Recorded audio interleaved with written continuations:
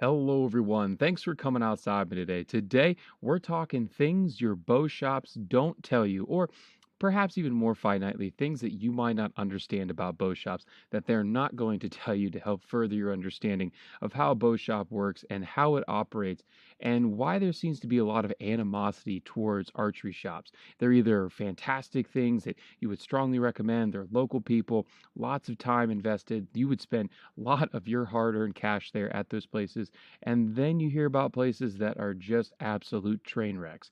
And why is that the case? Why is there kind of no middle ground? Like, yeah, they're good some of the time, but some of the time they're terrible. It's always either one end of the spectrum or the other. And I want to tell you a few things about archery shops as someone who's worked in them before, but also has been in a lot of different archery shops and worked in the industry for a number of years now.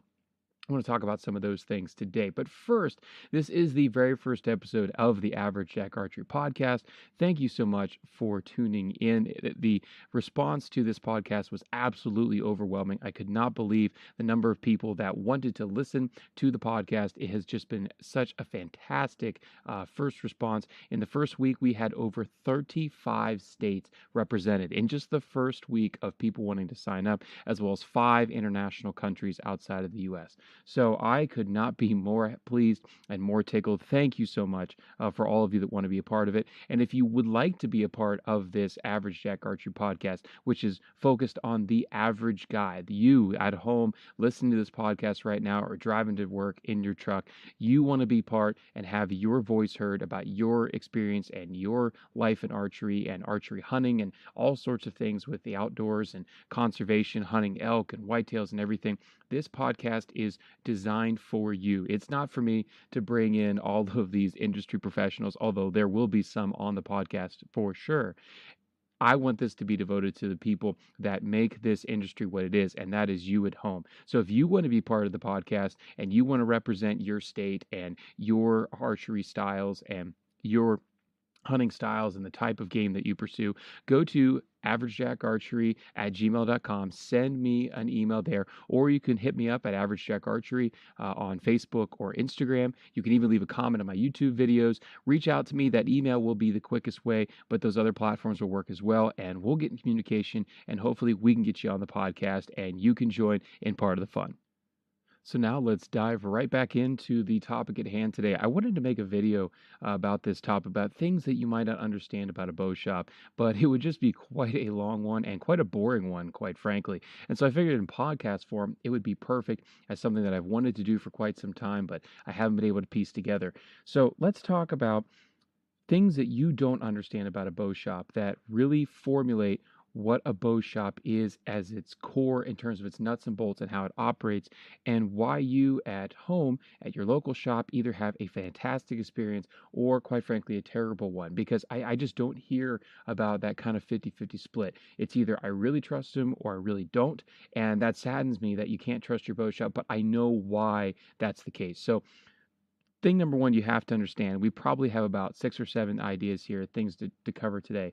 The first one you have to understand about an archery shop is that just like every other business, it is a retail business. And you're like, well, no, duh. They sell things in a storefront. Like, duh, that's a retail business. But what people don't think about with retail business, and I've worked in the restaurant and retail business almost my entire life until I became a school teacher teaching English to middle school, is that restaurants, grocery stores, clothing stores, they are all retail in one way or another, and they are all reliant on high volume of sales.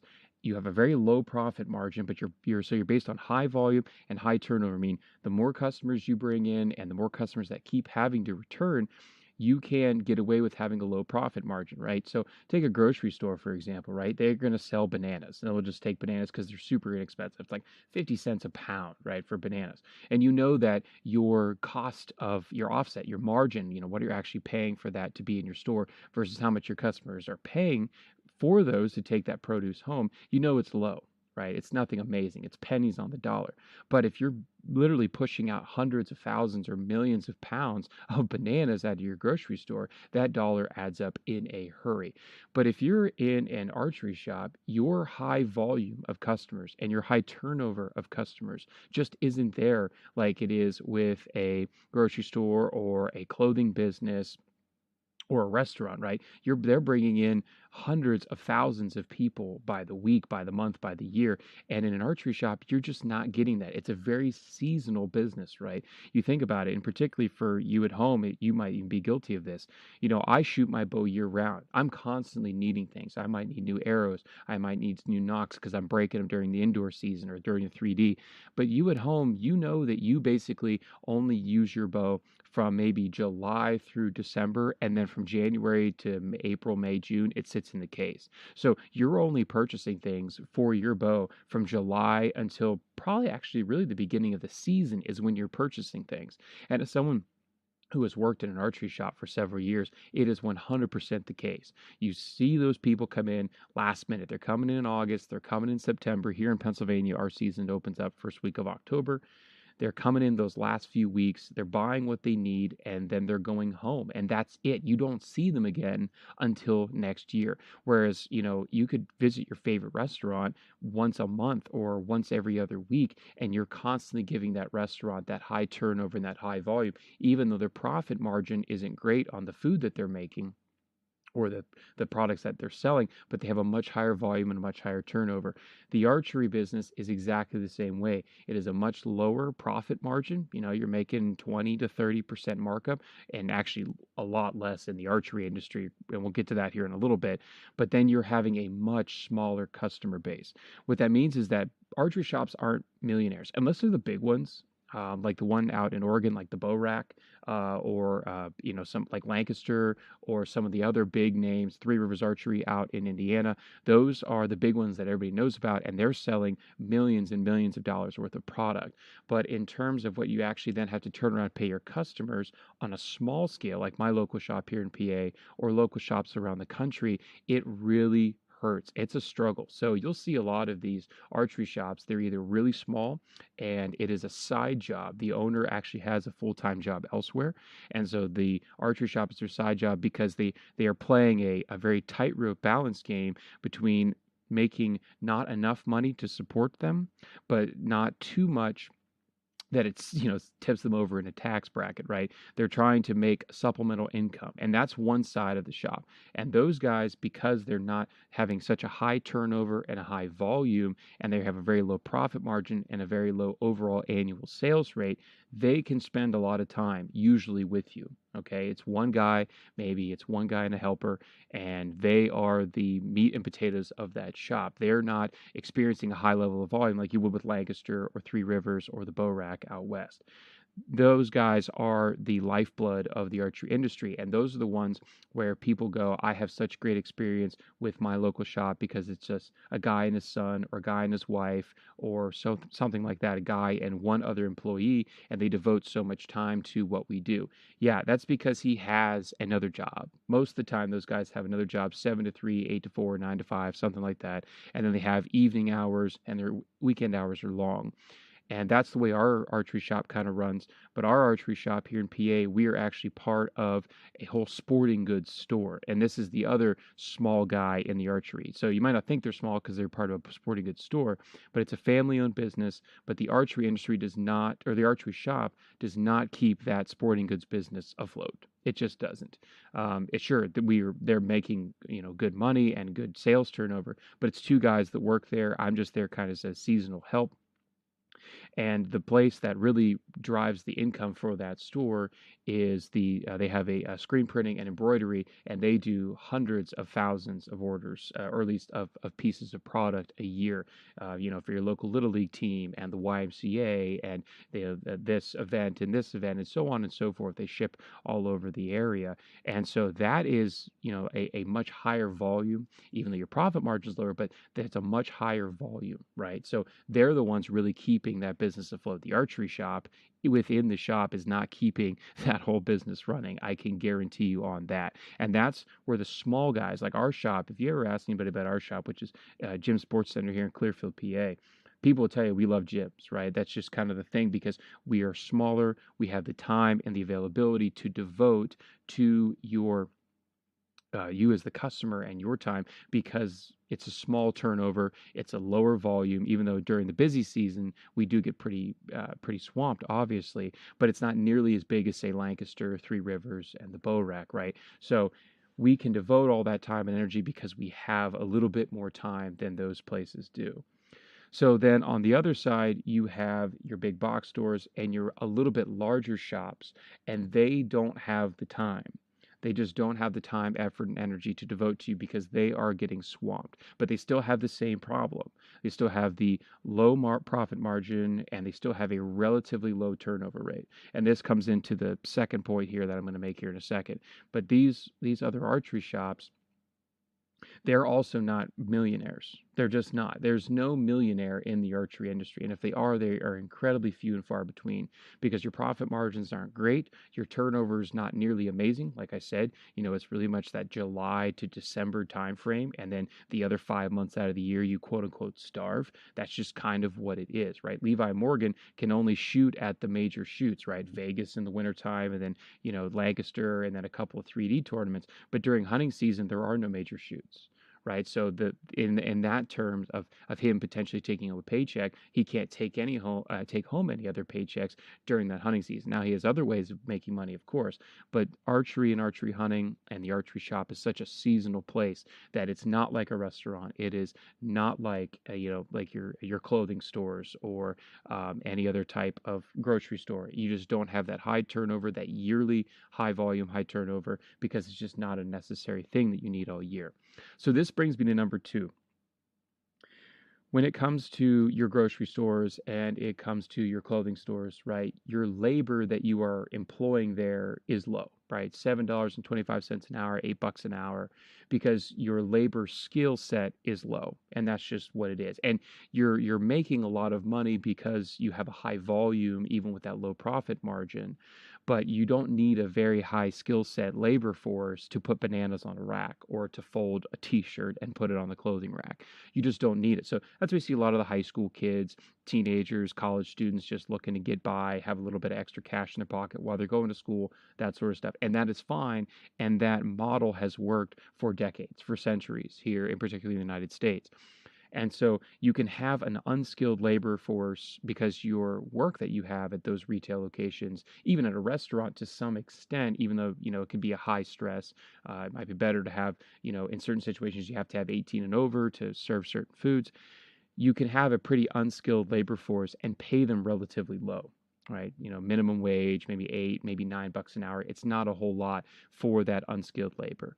You take that same retail model to an archery shop and it just does not apply, right? So this is where you get the poor service and the poor educated bow techs, the guys that are actually working on your bow versus the shops where you get great experience and you get great performance. So if you go to a big box store, everybody complains about, well, it's a 16-year-old making $7.25 an hour. He has no idea what he's doing. Yeah, of course he has no idea what he's doing. He works in a retail business and he's 16 years old. That's how a retail business works. The archery shop is not making the money in that, you go into a Shields or Dick's Sporting Goods or Field and Stream or something like that. That 16-year-old is not making the money, right? The money's being sold in the workout equipment, the golf equipment, the kayaking, the boating, the camping, the other sports equipment, baseball, softball. That's where the money's being made, right? They are not paying that kid $7.25 an hour to be the next Levi Morgan.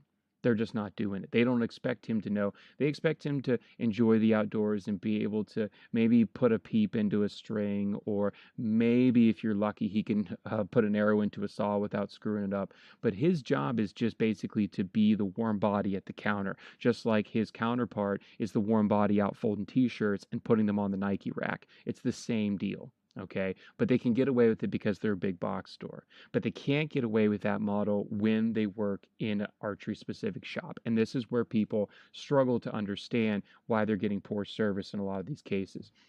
It's really hard in the archery industry, if you're a standalone shop, to have highly skilled labor that you're paying and continue to make a profit, right? So I'm just going to take myself, for example, right? I would consider myself a pretty highly skilled laborer in the archery industry. I've been working on bows for forever. I know a lot about bows, and I'm at an age in my life, right? I'm pushing 30. I'm making good money being a teacher. I have a full-time job, health benefits, all that sort of stuff.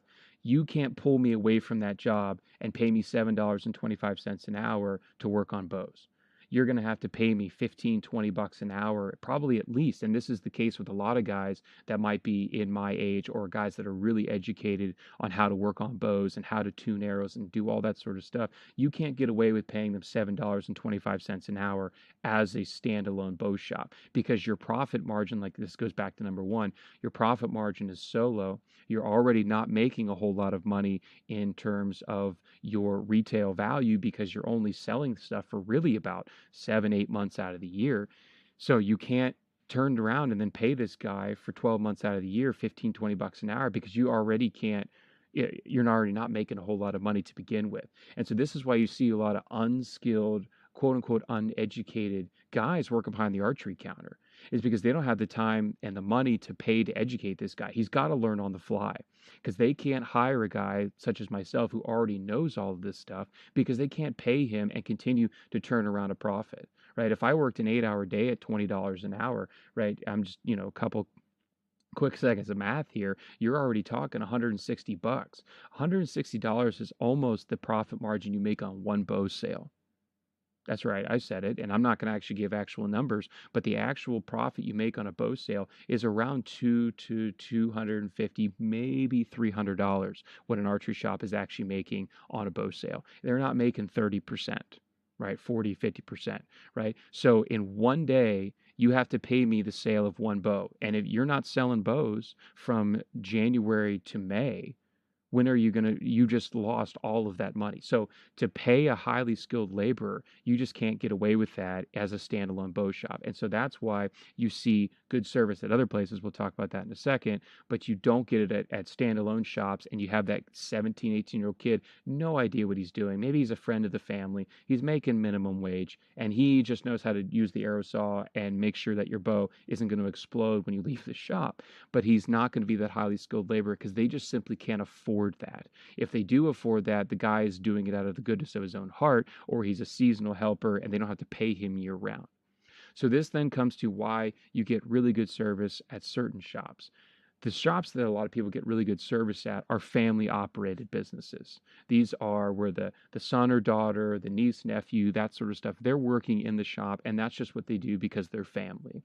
The guy that's behind the counter that runs or manages the archery side of things, he's been doing it for 20, 30, 40, in some cases even 50 years. And they really don't have a retirement plan. Okay, but their money and the side gig that they have, or maybe they even already are retired, and this is now just their retirement slush fund, their gas money, or they could take their wife out on a really nice vacation somewhere. That's why they continue to run the archery shop. They don't need the money, but since they don't need the money, they can invest all the time. And they can have that low turnover, that low profit margin, but they don't care. They don't have to care. Their investment is the time. Right. And this is where people see the really good service. These family run businesses where the employees really aren't getting paid because they are part of the family. And since they are part of the family, they have grown up for 20, 30, 40 years in the archery industry and they've seen everything. These people have seen the changeover from aluminum to carbon and all the arrows. They've seen everything from the old wheel bows, trad bows up to now. They know how to work on everything and their investment is your time. Right. They're not interested because they know they are fully aware that it is a lower volume, lower profit margin, lower turnover, and they know they need you to keep coming back. Right. Archery shops are predicated and built on people coming back. We need you to come back. When you have to get new arrows next year, we want you to come here and not make an online sale, online purchase. When you need your bow tune, we want you to come here instead of driving a half hour the other direction. They are predicated upon people coming back year after year after year or every couple of months to replenish what they might need, field points, arrows, that sort of stuff, because that builds that relationship. And there's a lot of stuff in those shops that gets given away for free in terms of the labor or, oh, you know what, we installed that peep for you. That's usually a $6, $7 peep. You just have it for free. You come back anytime. We'll help you out. There's a lot of that. I do that out of my own house, right? I don't charge anybody to do random odds and end work, friends and local people like that here where I live, because, if they need help, I want them to be able to rely on me and say, hey, they did good. to me. They were good for me last time I visited them and last time I did work. And that's what those bow shops where you get that high quality experience are based upon. They know they're not making the money, right? They're not interested in making the money. They're interested in keeping their customers to keep returning because they know they're not going to be millionaires, but they know that there is no business in the archery business that survives without customers continuing to come back year after year. So that's kind of the first three big ideas here. Then I'll just recap very quickly. One, it's a retail business. I've said it like 4 million times already.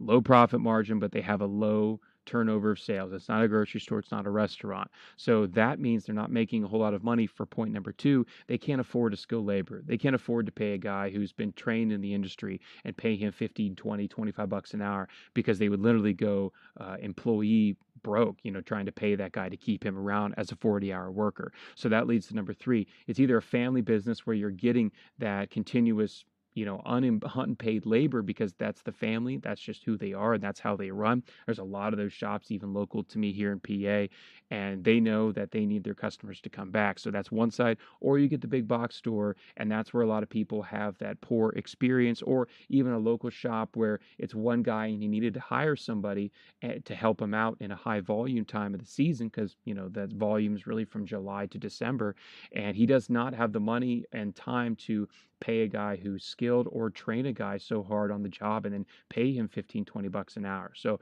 that's where you see a lot of that disparity in terms of the actual work that you get when you come out of the shop. So this leads me to number five, and this I come away from the actual retail business and the skilled labor and the family and the money that's involved there. But when it comes to number five and five, six, and seven, these are things that for me that works in an archery shop and has seen a lot of people in archery shops and know a lot of owners of archery shops. These are things that don't have to do with you as the customer, but are things that we see each and every single day as the owners and operators in the shop that we know is going on, and that is overhead and things that we have to think about that you have no idea as a customer because you don't ever have to worry about it.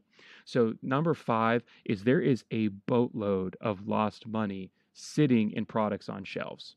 And this is partially, in some cases, some shop's fault, but also in certain cases, just the fault of how archery is and how the archery industry has worked. So let's start with how it could potentially be the shop's fault. And this is why, of course, you don't have to worry about it. But then the other half is something you probably should start to think about in the coming years when you go into a shop to buy things or to get your bow worked on.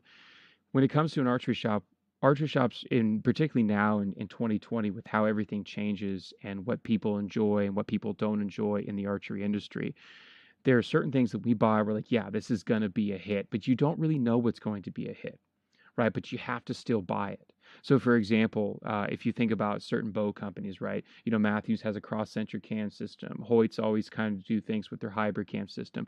Elite now has the new ASIM tri-track cam technology, which I'm absolutely loving. There's a lot of different, primes now doing, these big giant rings and part of their split loke in a rotating module, all this sort of stuff. And as a bow shop, you either have to buy it because you're a dealer and you have to keep up product inventory for that shop, or you want to dive into that new brand because you think it'll sell.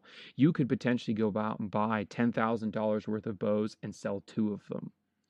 And now you're literally sitting there with money on the shelf that is just immediately depreciated in value the moment it left the factory before it even got to your shop. But now it's just every single ticking of the clock is losing money on the shelf, and you're trying to sell it, you're trying to offload it at a reasonable price, but you just can't, and it just sits there and sits there. It eats up shelf space, it eats up time, and it just eats up money because and it eats at you because that in the past you bought that expecting it to sell. It didn't sell, and it was money that you lost in an already low profit margin type of industry and type of business. So that's something, and it's not just bows, right? This is the other part here too, in terms of the lost money that sits on shelves, is that it's the sites, it's the releases. There are certain things that come out and we think they might be good, or companies release and dealers have to purchase in order to put on their shelves.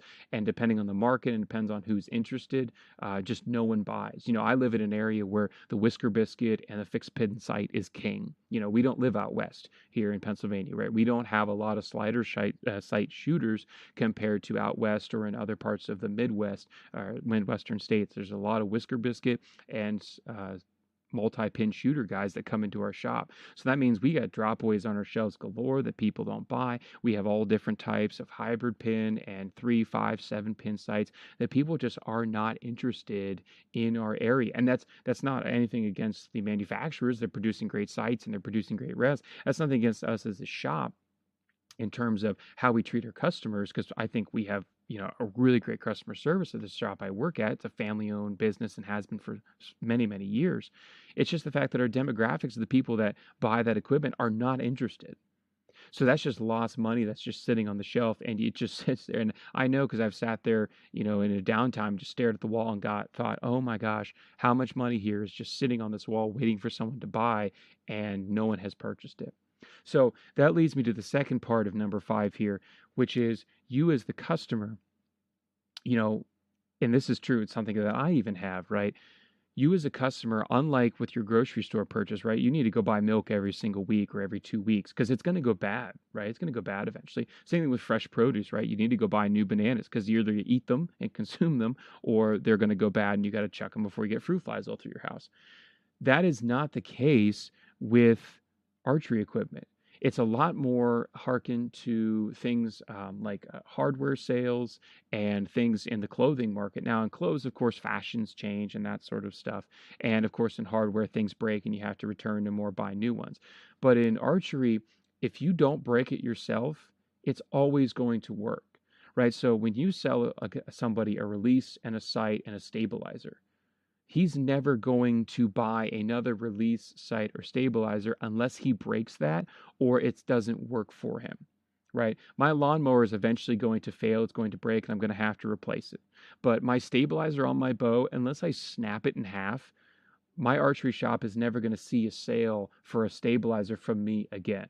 Unless my release blows up or I really want to try a different type of release, I'm shooting an index style, which is the most common, my archery shop is never going to see a sale of a release from me again. They'll sell me one release and that'll be it. It's not like a grocery store where every 2 weeks I have to go buy milk and every 2 weeks I have to go into my archery shop and buy a new release. It could be a decade before I buy another sight stabilizer release system. I know, and for me, of course, it's not going to be a decade. I'm such a tinkerer. I try new stuff all the time. But for the average guy who's shooting, again, that whisker biscuit fixed pin sight, he goes to the bow shop once a year to buy his broadheads, buy his new arrows and what have you. He's not buying a new release and a new sight every year. So while we're still, as an archery shop, accumulating all this new product and all these new things, the customers just aren't buying them because they don't need them. They don't need to replenish what they already have and what already works. And that's lost money that's just kind of sitting on the wall. Now, we do have the people that change their mind and buy new arrows, every month and come and buy 1 or 2 releases every year. But those guys are very few and far between, and they're not going to keep the whole business afloat. It's just not going to happen. 90+% of the demographics that come in are what I've been talking about this whole episode, which is guys that come in between July and September, get their bow sighted in or retuned. Maybe they put new string cables on. That's not a given. Maybe they want to come in and maybe they need a new rest because their whisker biscuit wore out and they want to try this whole new quote unquote drop away fad, and they just want to try something new. They want to try something different. But that's it. We might not see them for another couple of years. We might not see that guy for a decade, or maybe they want to go to a different shop because they're a dealer of a different type of product we don't have. So we've lost customers for a litany of different reasons, and we just have product on the wall that's sitting there that no one's purchasing because they're not interested or they just don't need it.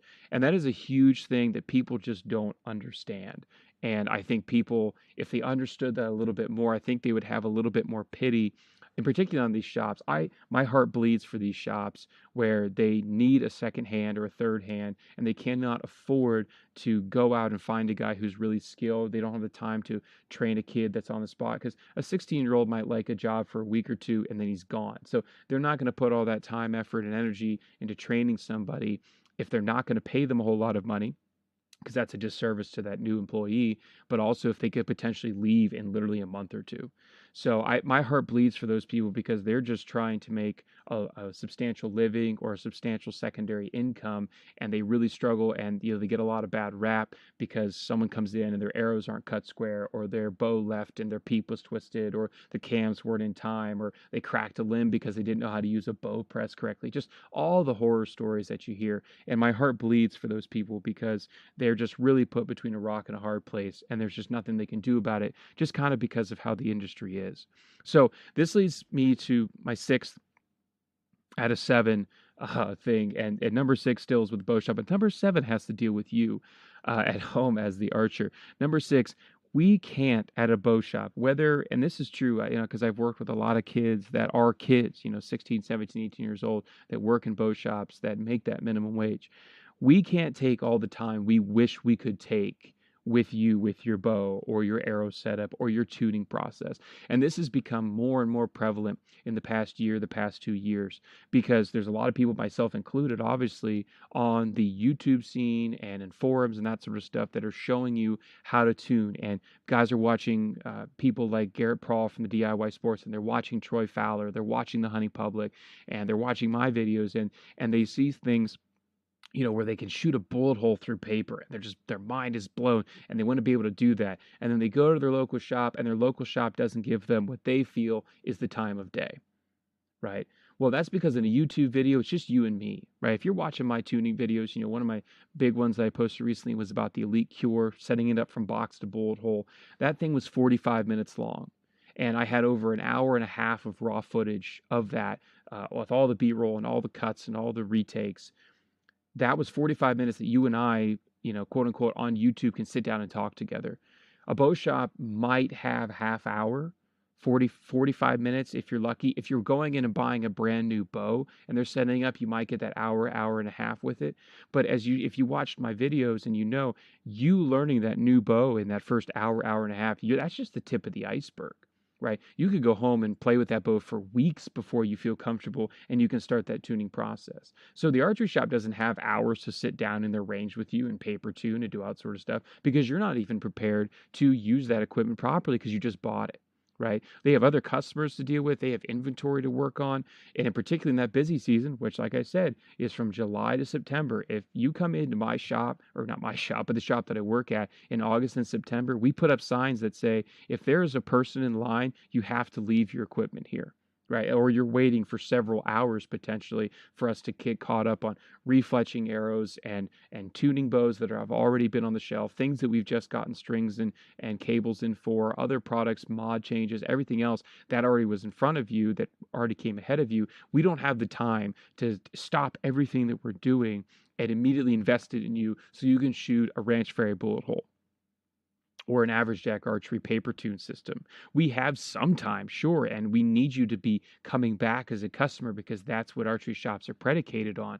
But we just don't have the time that we wish that we could invest. And if you watch Stephen Hand from Australia with Archery Supplies on his YouTube channel, if you watch some of his videos where he talks about how much time he spends with customers, he'll spend an hour and a half, and he will tell you that it's too much. It's more than he feels comfortable with or his other employees feel comfortable with, because while he's doing that for an hour and a half, he's doing nothing else. There could be dozens of other customers that could come in during peak times during that hour and a half, and he can't help them do simple things very quickly. And that's the case with all these archery shops. We just can't take all the time we wish we could. I wish every single person that I worked at my shop that came in, I could sit down for 2 to 3 hours with those people and get them perfectly tuned, perfectly set up. Their draw length's perfect, their peak weight's perfect, the arrows knock tuned, their broadheads are flying perfect with their field points at 20 yards. I mean, just everything. I really wish I could, but I can't, because my job is to continue to help all the people that come into that shop to sell product, help boost those profit margins during our peak times in particular, because this is a business first, this is a moneymaker first, and it is a helpful resource for those repeat customers second. So that's just something that I just wanted to kind of get off my chest in that regard, that we wish we could take more time. We really do, but we just can't because we're running a business. We're part of a business. We're not that guy on YouTube like myself, like Troy, like Garrett, where you can sit down and replay us over and over and over again, where you can send us an Instagram message at 1 o'clock in the morning, because I get those every single day and I still try to respond if I'm awake. I mean, that sort of stuff, you just can't get that at an archery shop because they're a business first and other things second. So this leads me to number 7, and then we'll wrap up here with episode 1. But the 7th thing has to do with all you, and this is something your bow shop won't tell you because they're being nice and they're a business, and they need you to come back as a repeat customer. But number 7, we know what you did to your bow. Don't lie to us. Please don't. And particularly if you give it to somebody who's been running a shop for a while and you're not handing it to that 16-year-old who's working for $7.25 an hour, don't insult their intelligence. If you bring me a bow and I see there's 2 identical marks on the underside of the limb, and I see that your cam is scuffed up, and you're like, yeah, I was just shooting it and like my limb splintered. No, it didn't. You pulled the bow back slightly, stuck a screwdriver and Allen key in here to try to press it because you saw some guy on YouTube do it. That's what you did. I know what you did. Oh, well, my string derailed when I drew it back. Oh, are you shooting a mechanical release? Well, yeah, but I think I torqued the D-loop. I've been shooting for almost 17 years, and never once have I derailed a string because I torqued the release. You drew this back with your hand, twisted the string, and you derailed it, and a half dry fired. Don't insult. I mean, seriously, don't insult our intelligence. We know what we're doing. We have seen, those of us that have been around for a while in particular, we've seen everything. We've seen bows from the 1980s brought in with steel cables on like 4 different pulleys. We've seen it all. Okay, we know what a cut string looks like versus one that's frayed over time. We know what a dry fired bow looks like compared to one that just derailed. We know what it looks like when you do something stupid like stick an Allen key or a screwdriver through the cam to try to press it because you were too lazy to bring it into the shop to have it done right and pay the $20 for us to fix it for you. Okay, we know. We know what you did. And this also is not necessarily negative. I know I'm making fun of you because there are probably some of you out there that have done this sort of try to play hide and seek with your local archery shop to try to get a warranty claim filled out instead of just admitting what you did. But this is also true for things that we know what's happening to your bow probably better than you do, and particularly if it's a new bow to you or you're a new shooter. It's funny, we'll have a lot of people that come in, and this is true in almost every different aspect. Doctors will tell you this all the time because someone Googled their symptoms, they know more than the doctor, that sort of stuff. Just because you went online and you watched a video from somebody, this includes me. I'm not removing myself from this situation. This includes me as well. There are certain situations where what you saw on YouTube doesn't apply to what you're doing, right? So for example, you might think, oh, with bare shaft tuning or broadhead tuning, I need to do this. Well, in reality, you're actually getting fletching contact on your cables and you need to do the opposite and tune a different way. And you won't know that unless you have an experienced eyeball take a look at it. So don't come in and tell us, well, this actually happened when it didn't, because we know. And try, if you can, just like your doctor at your doctor's office, try not to tell us how to do our job. In particular, if you've been doing it a long time, because trust us, we've seen it all. It's very uncommon that you bring, although it does. I mean, I've seen random things. Trust me. I just saw something random just the other week that I hadn't seen ever. And if I did see it in the past, I'd never seen it in such a manner as this one. I had to deal with a rest tuning issue, but it was a very bizarre situation. But 90+% of the things that I see that are normal, or tuning issues or bow issues or cut strings or derailed cams and everything, we know what happened. We really do. Those of you that shoot crossbows, it could be a little bit different because there's a lot of intricacies with those instruments that aren't the same when it comes to a compound. But if you're a compound shooter and you bring me something and you're like, yeah, I don't, it was just in the case and it blew up, I just don't know. Don't lie to me. I know what you did. You drew it back without an arrow to show off your muscles to your girlfriend, accidentally hit the release and blew up your bow. It's fine. Just admit it. We'll have a good chuckle about it. We'll fix your bow. We'll get it right.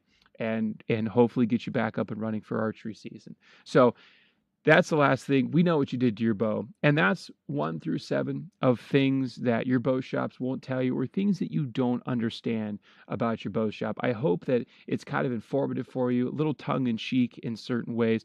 But it's just something that weighs on me a lot because I see a lot of things, negativity on Facebook groups and other forums, social media posts where they had a poor experience at their local shop, and I want to kind of wanted to shed some light on those things because I think a lot of them get a bad rap when really they're trying their best. They really are. And I hope that these 7 things, one, being a retail business, two, skilled labor, but it has to be cheap labor. Three, it's either that family business or that big box store and all the intricacies there. Number four, and this was molded into number three, that no one's a millionaire working in the archery industry. They're not there to nickel and dime you. They're either there to try to scrape by, making an honest to God living, or it's their secondary income. They have a real job, or they're retired, and this is just their retirement income.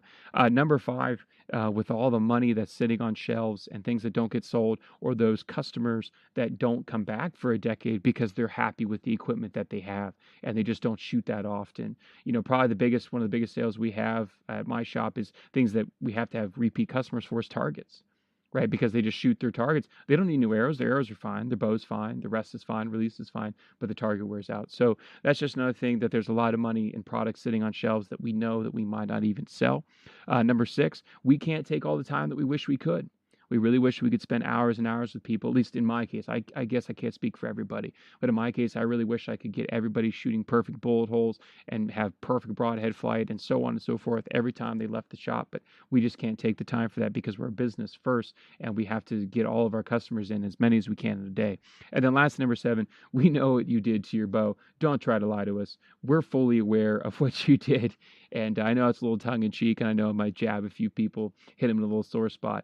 But be honest with us, because that also helps us diagnose, just like your doctor. If you're not going to honestly tell us what's wrong with you as a doctor in a medical field, then it's really hard for us. We have to run a litany of tests and waste our time.